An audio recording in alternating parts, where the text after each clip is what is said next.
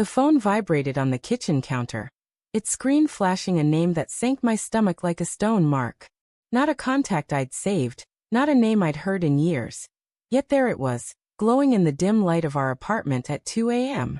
My wife, Elise, slept soundly in our bed down the hall. Her soft breaths a rhythm I'd memorized over a decade. I stood frozen, the hum of the fridge filling the silence, my thumb hovering over the screen. Why was her ex texting her now? Why did her phone, usually glued to her side, lie abandoned tonight? I didn't touch it. Not yet. The air felt thick, heavy with a suspicion I couldn't name. Instead, I poured a glass of water, the cold rim pressing against my lips as I tried to drown the unease clawing up my throat.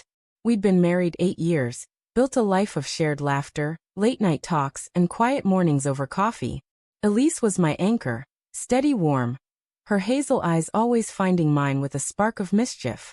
But lately, those eyes had seemed distant, her smiles fleeting, like she was somewhere else even when we were together. The next morning, she was already in the shower when I woke. Her phone sat on the nightstand, locked as always. I didn't ask about the text. Instead, I watched her over breakfast, the way her fingers fidgeted with her mug, how she avoided my gaze when I mentioned a late meeting I had at work. "You okay?" I asked, my voice light but probing. She nodded, her lips curling into a smile that didn't reach her eyes. "Just tired," she said, and the words felt like a door shutting. Days passed, each one laced with small, nagging details. Her phone buzzed more often, always face down. She'd step out to take calls, her voice low, muffled behind closed doors. Once, I caught her laughing softly in the backyard. The sound so intimate it felt like a betrayal of its own. I told myself it was nothing, work stress maybe, or a friend in need. Elise was loyal. She'd always been loyal. But doubt is a slow poison, and it seeped into every quiet moment.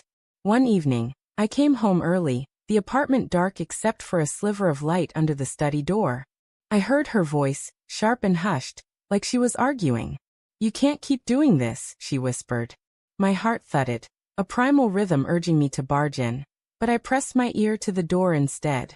"It's not fair to him," she said, her voice breaking. "I can't keep lying."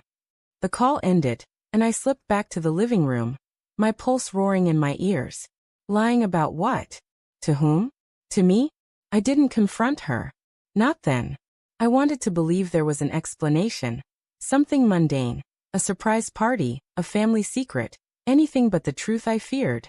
But the next night, I couldn't stop myself. While she slept, I took her phone, her passcode long ago shared in a moment of trust. My hands shook as I opened her messages. There it was, a thread with Mark, stretching back months. "I miss you," one said. "I can't stop thinking about that night," another. Her replies were cautious but not dismissive. "We shouldn't. This is dangerous." My chest tightened, the words blurring as I scrolled. A photo, her hand, wearing the bracelet I'd given her, resting on a man's arm. Not mine. The betrayal hit like a physical blow, stealing my breath. I sat on the couch, the phone cold in my hand, replaying every moment I'd rationalized away.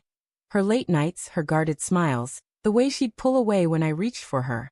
How long had I been blind? How long had she been slipping away? When she woke, I was waiting. The apartment was silent, the dawn light casting long shadows across the hardwood. "Who's Mark?" I asked, my voice steady despite the storm inside. Her face paled, her eyes darting to the phone in my hand. "It's not what you think," she said too quickly, her voice trembling. "He's just someone from before. We're just talking." Talking? I held up the phone, the screen still open to their messages. "This isn't talking, Elise. This is you sneaking around, lying to me." My voice cracked, anger and hurt colliding. She stepped toward me, her hands outstretched, but I backed away. "How long?" I demanded. "How long have you been cheating?" She flinched, tears welling in her eyes. "It wasn't like that," she whispered. "It was one night. Months ago. I was drunk and he was there, and I made a mistake." Her words tumbled out, each one a dagger. "I didn't know how to tell you. I didn't want to lose you." I laughed, a bitter sound that echoed in the quiet. "Lose me? You already have." But even as I said it, my heart ached. I loved her. God, I still loved her. But the trust we'd built was shattered, scattered like glass across the floor. Why? I asked, my voice softer now, pleading. Why him? Why wasn't I enough? She sank onto the couch, her hands covering her face. It wasn't about you, she said, her voice muffled. I was lost. Work was killing me. And you were always so perfect. I felt like I was failing you. Mark was a mistake. A moment of weakness.